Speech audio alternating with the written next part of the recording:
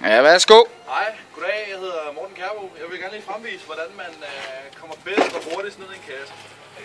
Umiddelbart lyder det dumt. Jeg ser lidt stor ud, og kassen ser lidt lille ud. Men det handler meget om teknikken i det jo. Ikke? Der er mange, der laver den her med at tage hovedet først ned. Det skal du ikke gøre. Du skal vælge en anden måde, hvor du tager først det ene højre ben ned. Sikrer lige underlaget godt.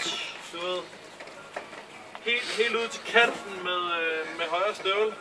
Det er meget vigtigt. Ja, man sikrer sig lige bagsiden. Man vælger altid den bagside, hvor det grønne er mest grønt.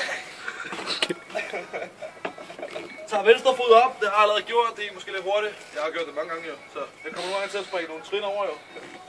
Det er jo en 3-trins raket jo. Først op. Observer territoriet. Og så går vi ned, ikke? Kigger lige på siderne. Lige ud. Så tager du venstre fod. Der er faktisk 2 måder at gøre det på. Jeg tager den hurtigste. Skal jeg ikke gøre det? Jeg har ikke tid til det. Gør det. Tager du venstre fod. Placerer. Ned. Så tager du venstre fod ned. Sikrer lige alle lommer inde, så det kan lukke.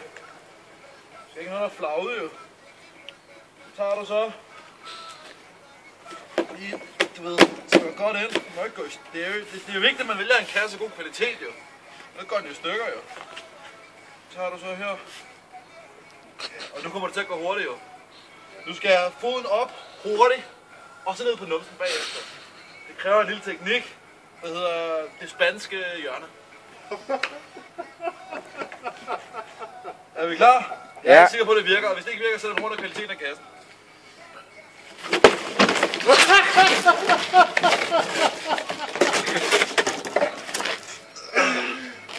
Men som man kan se, så er det ikke alle.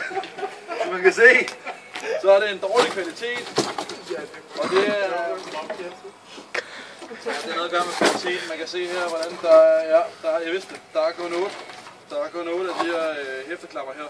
Normalt skal der være mellem 10 og 12. Ja, minimum. Så ja, det er lidt galt. Så kan man se, at man lige skal kontrollere knipsene først. Det bliver lige. Tak for i dag.